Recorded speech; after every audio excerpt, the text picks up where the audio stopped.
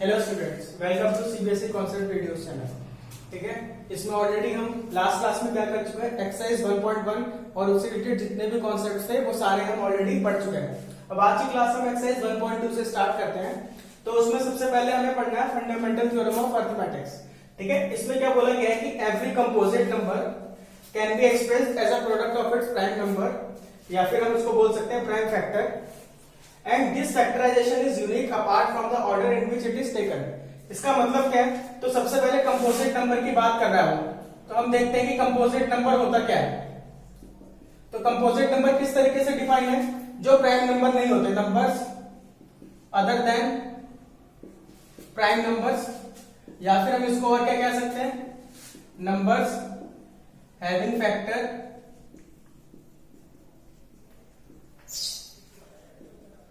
other than 1 and itself also। मतलब जो prime number नहीं होते उसी को हम क्या बोलते हैं, कंपोजिट नंबर।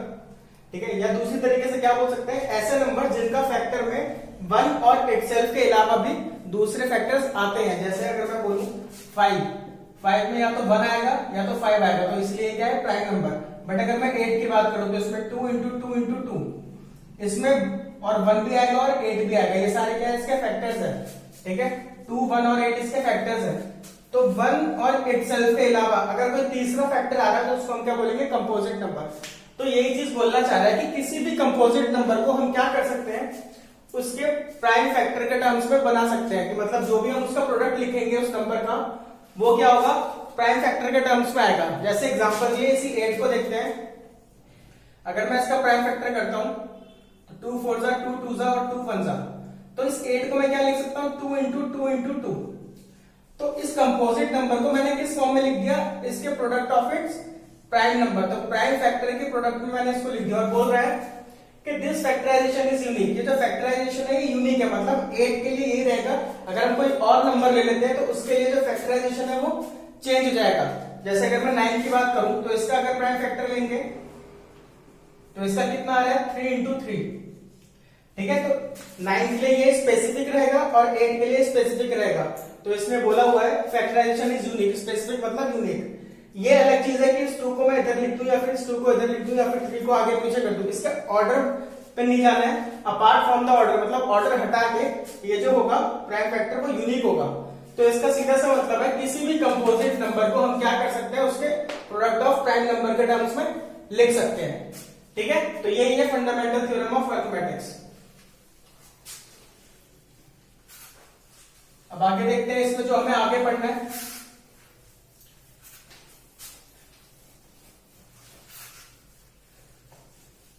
जो इसमें नेक्स्ट थ्योरम यूज होगी वो है, लेट कोई ए और बी दो नंबर है, A and B are 2 numbers. मैं पहले बेसिक बता रहा हूं फिर क्वेश्चंस पे चलेंगे। ठीक है, ए और बी दो नंबर है, तो अगर मैं इसके HCF of A comma B लूं और प्रोडक्ट कर दूं उसके LCM of A comma B से, तो किसके इक्वल होगा, प्रोडक्ट ऑफ 2 नंबर्स। इसका मतलब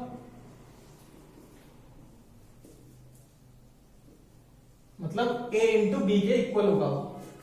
तो मैं कह सकता हूं LCM into HCF is equal to product of 2 numbers. ये किसी भी 2 नंबर के लिए हमेशा ट्रू रहेगा। एग्जांपल के लिए अगर मैं एक नंबर ले रहा हूं 2 और एक नंबर ले रहा हूं 6, अगर मैं इसका एचसीएफ लूं और इसका एलसीएम लूं और उन दोनों को मल्टीप्लाई कर दूं, तो किसके बराबर आएगा, वो उसी के बराबर आएगा इन दोनों के प्रोडक्ट के टर्म्स में। ठीक है, जब इसका क्वेश्चन आएगा तो इसका क्वेश्चन भी देखते हैं। चलिए अब आगे बढ़ते हैं इसीलिए एग्जांपल नंबर 5 की तरफ। तो देखो एग्जांपल नंबर 5 में क्या लिखा हुआ है। एग्जांपल नंबर 5 में बोल रहा है कंसीडर द नंबर 4 की power n where n is a natural number. Example number 5 है, बोला है कि n is a natural number, check whether there is any value of n, check whether there is any value of n, there is any value of n for which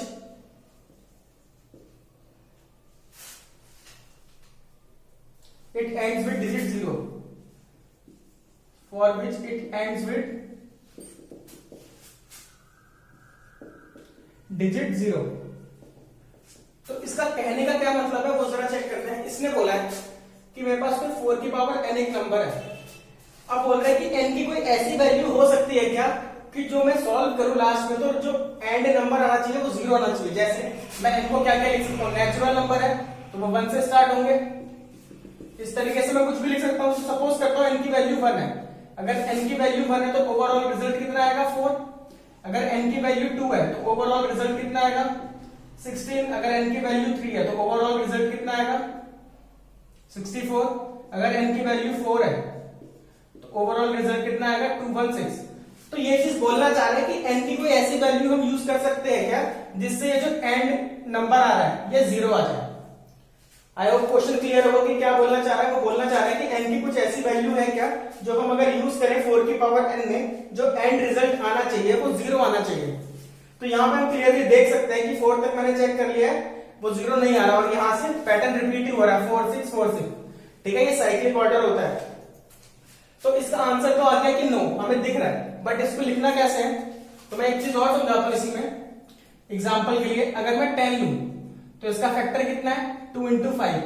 अगर मैं 50 लेता हूं तो इसका फैक्टर कितना होगा 2 इंटू 5 इंटू 5। अगर मान लीजिए मैं 100 ले रहा हूं तो इसका फैक्टर कितना होगा 2 इंटू 5 इंटू 2 इंटू 5।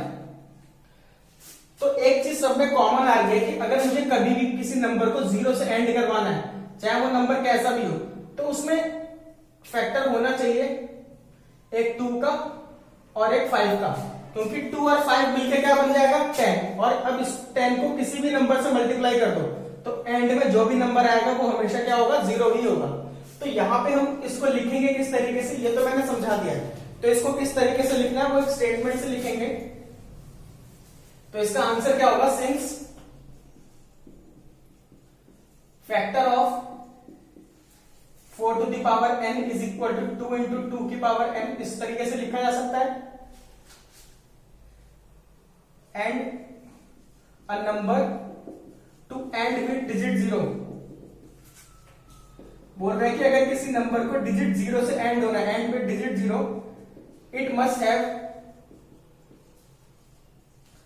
2 की पावर m इंटू 5 की power n as its factor.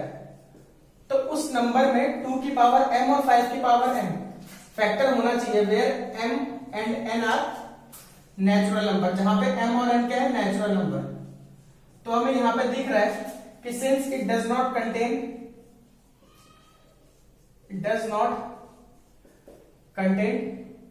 5 to the power n as factor, इसमें 5 टू द पावर n जो है वो फैक्टर नहीं आ रहा, इसलिए मैं कह सकता हूं देयरफॉर 4 की power n can not and with digit 0। इसलिए ये जो है ये डिजिट 0 से कभी एंड नहीं हो सकता। होप कि आपको ये चीज बात समझ आई होगी। सेम इसी तरीके का क्वेश्चन है वो अगर हम आ जाए एक्सरसाइज 1.2 में, मैं पहले वही चीज करा रहा हूं क्योंकि यहाँ पे कुछ भी चेंज करने की जरूरत नहीं है, स्टेटमेंट सारी सेम रहेंगी, लॉजिक भी सारा सेम है, बस उसने नंबर चेंज किया है। अगर मैं बात करूं एक्सरसाइज 1.2, एक्सरसाइज 1.2 कौन सा क्वेश्चन नंबर है, क्वेश्चन नंबर है 5। तो इसने 4 की जगह इस बार यूज कर लिया है 6 और बोला वही क्वेश्चन है कि चेक वेदर 6 की power n can and with digit 0 for any natural number n। तो फिर से वही सेम लॉजिक अप्लाई होगा, यहाँ पे 4 की पावर n था तो 6 की पावर n हो जाएगा। अगर हम इसके फैक्टर की बात करेंगे तो 2 इंटू 3 की पावर n हो जाएगा। तो हमें पता है कि किसी भी नंबर में अगर उसको 0 से एंड होना है तो उसमें 2 और 5 ये दोनों ही फैक्टर होने चाहिए, लेकिन इसमें 5 की पावर n वाला फैक्टर है नहीं। तो इसलिए मैं क्या कह सकता हूं कि 6 की power n can not and with digit 0। ये चीज समझ आई होगी, कोई प्रॉब्लम नहीं होगी। तो बेसिक रूल इसमें क्या है कि किसी भी नंबर में अगर एंड में 0 आना चाहिए तो उसके लिए ये चीज जरूरी है कि उसके पास ये फैक्टर होना चाहिए 2 इंटू 5। यहां 1 1 है, यहां 1 और 2 है, यहां 2 की भी पावर 2 आ रही है और 5 की भी पावर 2 आ रही है, अगर मैं इस तरीके से लिखूं। इसीलिए यहाँ पे m और n की वैल्यू चेंज होती रहती है, बट कम से कम 1 एक तो होनी ही चाहिए, इसीलिए नेचुरल नंबर लिया है। ठीक है, अब वापस हम आते हैं एग्जांपल नंबर 6 पे। ठीक है, एग्जाम्पल नंबर 6 का बेसिक मैं ऑलरेडी बता चुका हूं। तो क्या पूछा गया इसमें देखते हैं।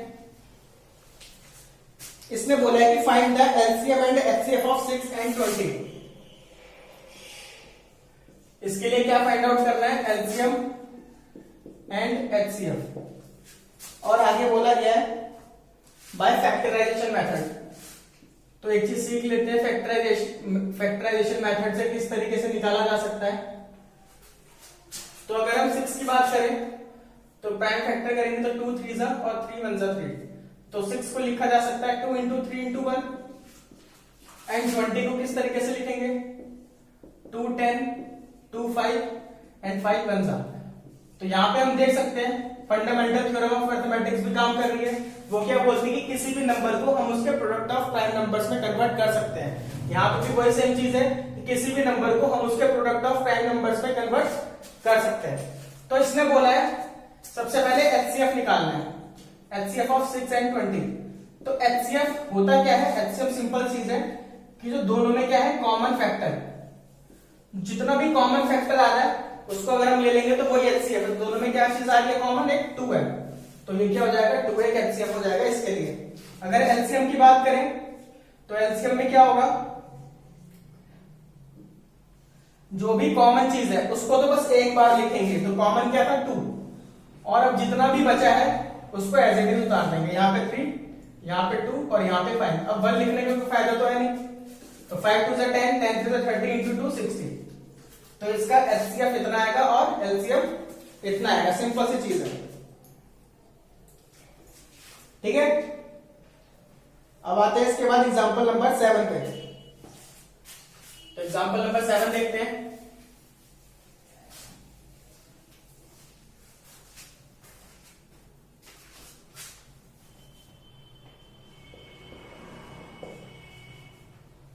अब एग्जांपल नंबर 7 में बोल रहा है कि फाइंड द एचसीएफ। हमें एचसीएफ निकालना है किसका, 96,404। इन दोनों का एचसीएफ निकालना है by prime factor method, by prime factor method.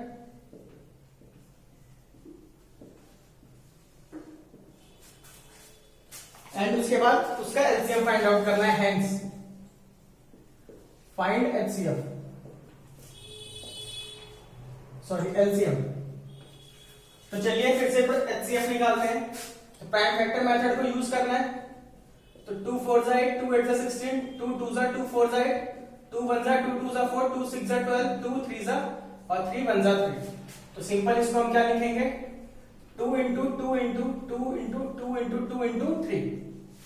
Next अगर हम 404 की तरफ आते हैं तो ये कितना हो जाएगा, 2 2 4, 0 2 2 4, 1 0 1। अभी किससे जाएगा,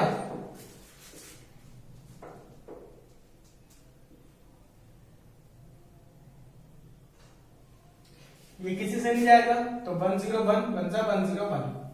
तो 404 को मैं क्या लिख सकता हूं, 2 into 2 into 1 0 1। तो अब इन दोनों का एचसीएफ निकालना है। तो एचसीएफ क्या होता है, जो भी दोनों में कॉमन पार्ट है वही चीज एचसीएफ है। तो यहाँ पे कॉमन पार्ट क्या आ रहा है, 2 into 2 और 2 into 2। तो इसका एचसीएफ हो गया 4। अब इसने क्या बोला है कि हेंस फाइंड एलसीएम। हेंस का मतलब क्या है कि पहले एचसीएफ निकाल लो, उसको यूज करके एलसीएम निकालना है। जब भी हेंस की बात आएगी तो इसका मतलब है पहले वाली वैल्यू को यूज करके नेक्स्ट वाली वैल्यू निकालनी है, ठीक है। तो हमें एक चीज पता है और वो चीज क्या है, अभी डिस्कस कर चुके हैं कि LCM into HCF is equal to product of two numbers.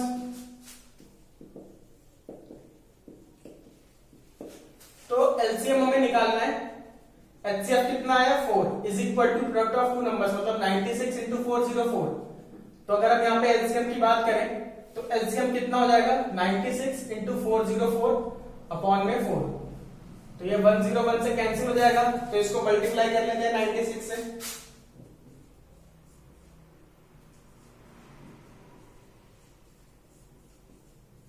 तो 9696। तो एलसीएम कितना हो जाएगा, 9696।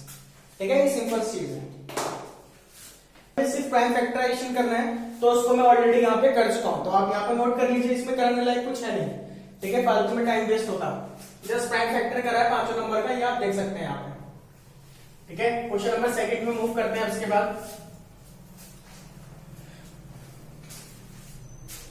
क्वेश्चन नंबर सेकंड में यही सेम चीज है, इसमें कोई एक पार्ट करा देते हैं। क्वेश्चन नंबर सेकंड का फर्स्ट पार्ट, इसने बोला है कि find HCF and LCM and then verify relation, जो ऑलरेडी हम डिस्कस कर चुके हैं। वो क्या है, LCM into HCF is equal to product of two numbers.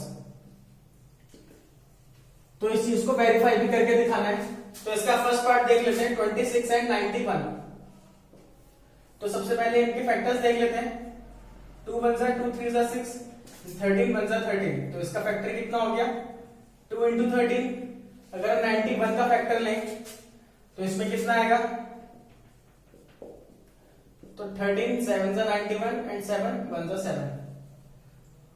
तो 91 इज इक्वल टू 13 इंटू 7। तो अब इसके एचसीएफ की बात करें, एचसीएफ ऑफ 26 एंड 91। तो एचसीएफ मतलब जो कॉमन फैक्टर आ रहा है, तो कॉमन फैक्टर क्या है, 13। एंड एलसीएम में क्या करते हैं, कॉमन फैक्टर सिर्फ एक बार लिखेंगे एंड जो रेस्ट बचा हुआ है वो एज इट इज मल्टीप्लाई कर देंगे। तो इतना क्या आ जाएगा, इसका फैक्टर आ जाएगा, एलसीएम आ जाएगा 13 इंटू 14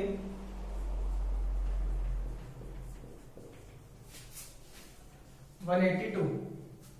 सॉरी 182 नहीं आएगा, ठीक है 182। ठीक है, अब इसने बोला है कि इसके रिलेशन को भी वेरीफाई करना है।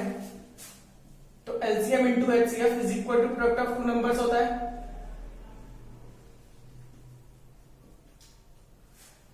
तो 26 इंटू 91, आप इसको चेक करिए, वो किसके इक्वल होना चाहिए, एचसीएफ इंटू एलसीएम, मतलब 13 इंटू 182 जो होना चाहिए वो किसके इक्वल होना चाहिए, 26 इंटू 91।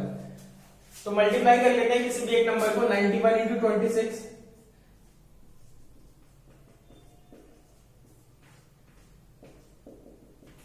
2366। अब इसको मल्टीप्लाई करेंगे तो ये भी सेम आना चाहिए।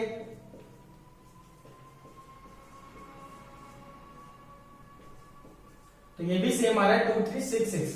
हेंस ये रिलेशन क्या हो गया, वेरीफाई हो गया। एलसीएम इंटू एचसीएफ हमेशा किसके इक्वल होगा, प्रोडक्ट ऑफ टू नंबर्स के। अब नेक्स्ट देखते हैं।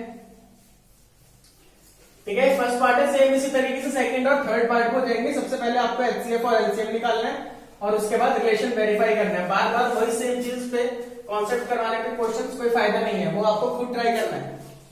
ठीक है, अब नेक्स्ट क्वेश्चन नंबर थर्ड। इसने इस बार 3 नंबर दिए हैं और बोला हुआ है कि LCM and HCF find out करना है। अब ये चीज ध्यान रखना, HCF into LCM is equal to product of 3 numbers, ये एप्लीकेबल नहीं है, ये चीज नहीं होती है। ये सिर्फ कब एप्लीकेबल है, जब नंबर कितने हो, 2 ही नंबर हो। तो थर्ड पे आते हैं, इसने एलसीएम एंड एचसीएफ पूछा है, तो एक पार्ट कर लेते हैं फर्स्ट पार्ट और बाकी आपको खुद करना है। तो पहले एचसीएफ एंड एलसीएम पूछा हुआ है, 12 के फैक्टर कर लेते हैं। 12 is equal to 2 into 2 into 3। Next 15, 3 5 जा एंड 5 1 जा। तो 15 को इस फॉर्म में लिखा जा सकता है 3 इंटू 5 एंड नेक्स्ट 21, 3 7 जा 21, 7 1 जा 7। तो 21 कितना हो जाएगा, 3 इंटू 7। अब एचसीएफ निकालना है, तो एचसीएफ क्या होता है, जो भी इसमें क्या आ रहा है, कॉमन नंबर आ रहा है। तो कॉमन नंबर सब में क्या है, 3। तो एचसीएफ कितना हो गया, 3। एंड एलसीएम क्या है, कॉमन नंबर सिर्फ एक बार लिखा जाएगा एंड जो रेस्ट बचा है उसको एज इट इज लिख देंगे, टू 7। 5 2 10, 3 2 6, 7 6 42। तो 420 इसका एलसीएम हो जाएगा। और यहां पे वो वेरिफिकेशन वैलिड नहीं होगा, 3 नंबर्स के लिए वेरिफिकेशन वैलिड नहीं है, ये चीज आप ध्यान रखना। ठीक है, सेम इसी तरीके से आप इसका second part and third part भी कर सकते हैं। सेम कॉन्सेप्ट पे है, कुछ भी चेंज नहीं करना है, जस्ट वैल्यूज चेंज है, अप्लाई यही होगा। एचसीएफ क्या होता है, जो भी कॉमन पार्ट आ रहा है नंबर्स के बीच में उसको एचसीएफ बोलेंगे। एंड एलसीएम क्या होगा, जो भी कॉमन पार्ट है उसको एक बार लिखेंगे और जो रेस्ट बचा है उसको एज इट इज मल्टीप्लाई कर देंगे वैल्यूज में।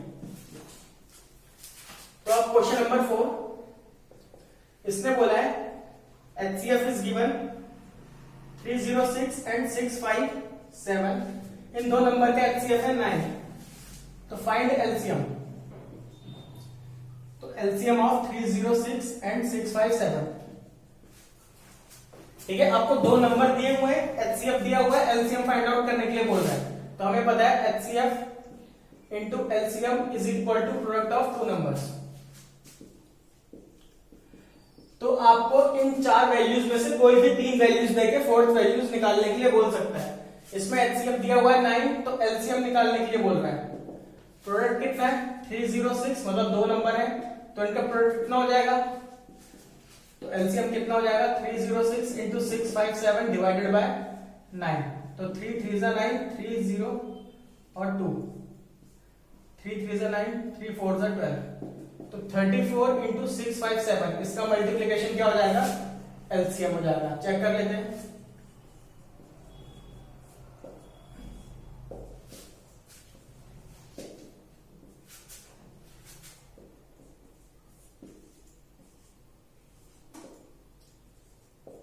To to to 38,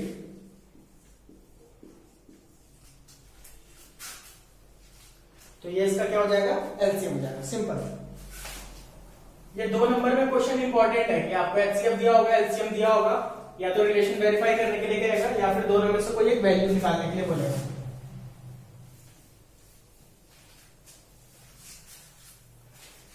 now question number 5, ये ऑलरेडी मैं करा चुका हूं, स्टार्टिंग में ही कराया था ये कॉन्सेप्ट पे। इन क्वेश्चन नंबर 6, क्वेश्चन नंबर 6 में बोला है कि explain why 7 into 11 into 13 plus 13 is a composite number. बोल रहा है कि एक्सप्लेन करके बताओ कि ये जो नंबर लिखा हुआ है ये कंपोजिट नंबर है।